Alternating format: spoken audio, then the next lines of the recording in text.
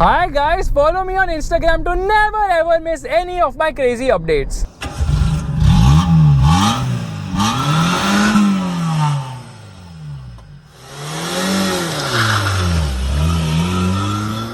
Hi guys and welcome to another vlog. I'm driving this. This is the 2000 Maruti Zen and this car comes courtesy of Tarun to me. OG Fazimers know that there are multiple vlogs which have come of the Zen. One of them is still live, the carbon one.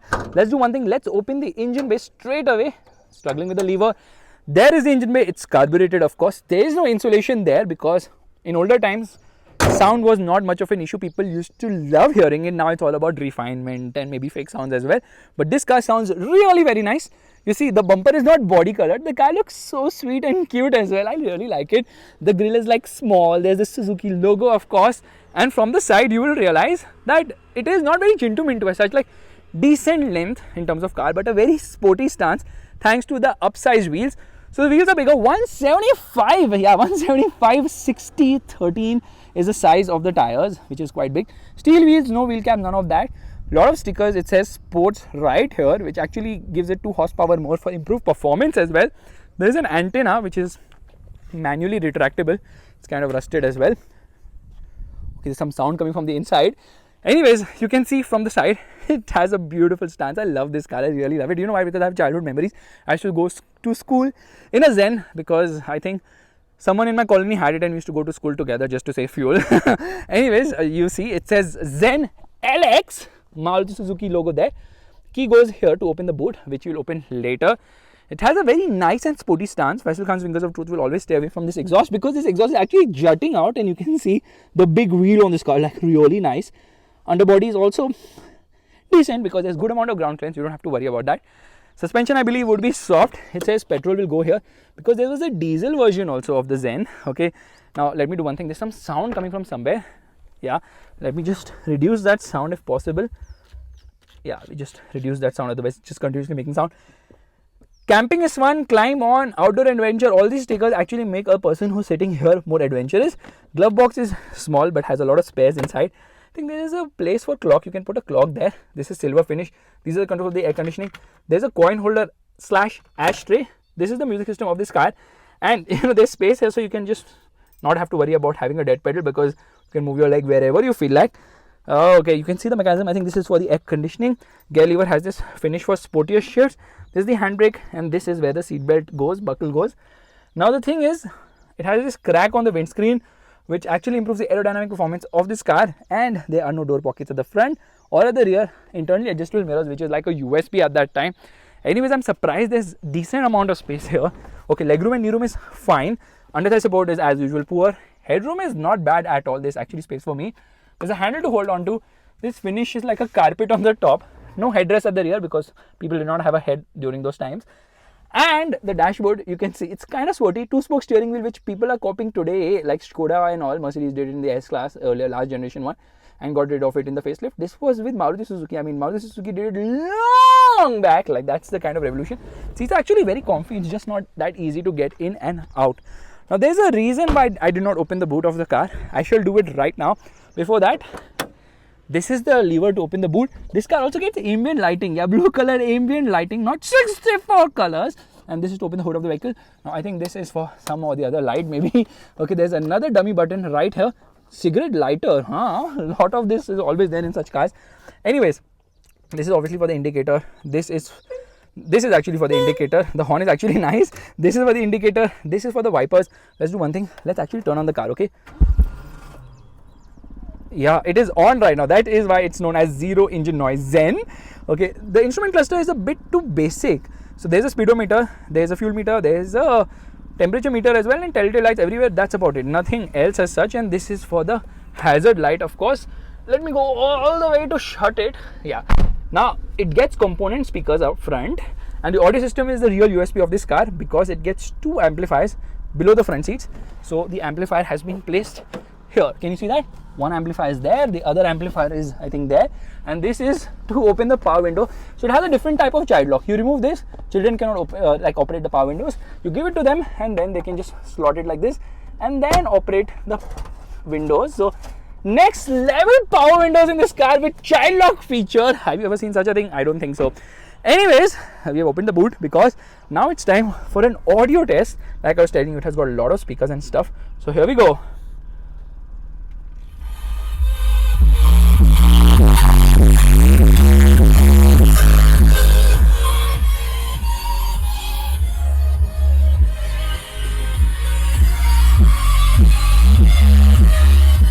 So there's a subwoofer and two coaxial speakers which have been placed in the boot, so there's no boot space at all. This is the remote for the audio system. Audio quality is actually very nice and bassy, and because of this everyone is like looking around, kya chala happy disclosure, right? And actually, there's actually storage space here also for your coins. Anyways, let's do one thing. Let's start driving right away. Let's just turn the car off completely so that sound goes. Okay, let's go. Alright, we're all set to go, which means turning on the car. This car turns on really fast. Okay, just check this out. Okay, now I'm going to turn it on. Already on. That's super fast. Into first gear. This thing is down. This thing makes some noise, so we're just going to shut this at the moment. Revving the motor, revs all the way. Too much of glare, you can't see the speedometer at all.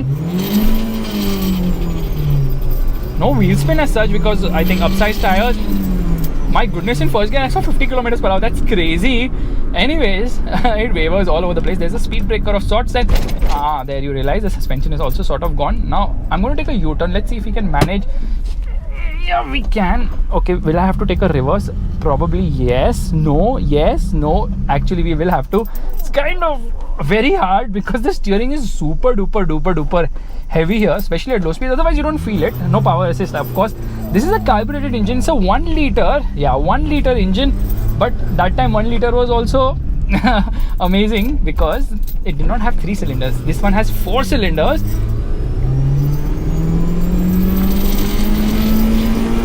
First gear 60. You know what? This vibration comes from this particular thing, sort of a spring treatment, which is causing a lot of noise.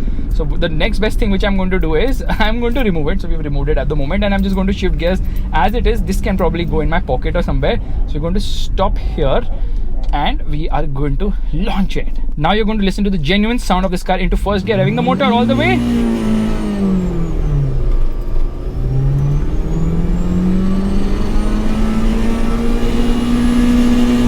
First gear 60 kilometers per hour, and now I'm struggling to shift gears without that knob on the top.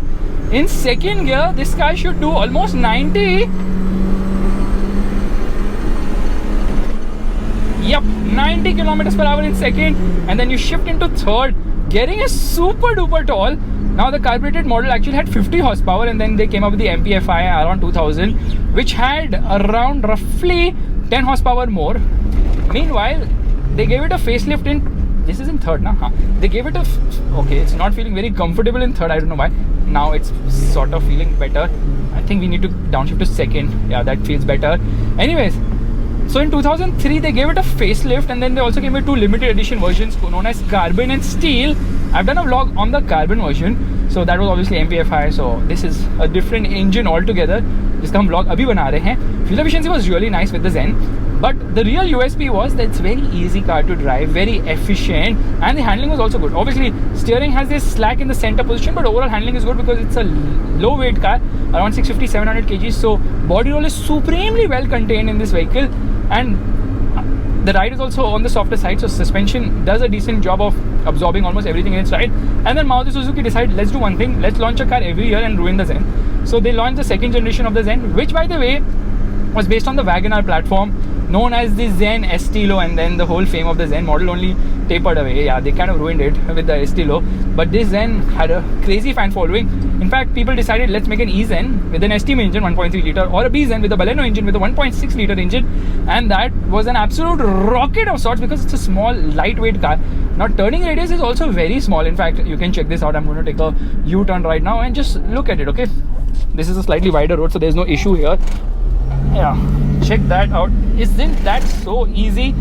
Yeah, it's supremely easy to take a U-turn, but the steering doesn't center as fast as you would expect. These are vibrations which are all over the place in this car right now.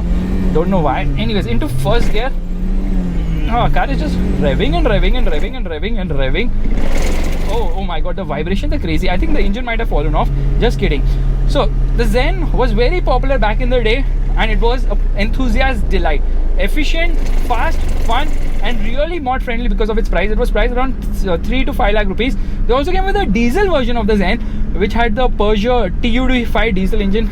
You can see the vibrations in this petrol car. Imagine the vibrations the Zen had with a diesel engine. It was absolute crazy amount of vibrations as well. Anyways, we're going to come to a halt. Brakes are okay, fine, because they're lightweight, but yeah, there was no ABS as such. Braking performance could be slightly better as well. Now we are into first gear, revving the motor, and off we go. Dude, this car is gone. It's not working. Yeah. I don't think it is. Here we are into first gear. It's just revving, and that's it. It's just revving and revving and revving and revving, and we are already into fourth gear. I think when I went to the third, now things went little south. Turn it off and turn it on. What if it never turns on? If I turn it off, we're going to take that risk. We're going to turn off the car. So Zahur, you have officially spoiled the car. How does it feel right now? It feels very good to do something. Change your name from Shutter Drive to Shutting Drives. I think the engine might have heated. We're just going to wait for a minute. Okay, time to start. Hope so it starts. Oh, it started into first gear. Yeah, it just revs. It doesn't move.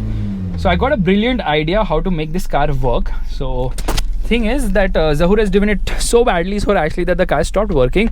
So now I have a brilliant idea. The horn, yeah, it's actually nice. So the time to get this car launching from 0 to 100 kilometers per hour is very easy.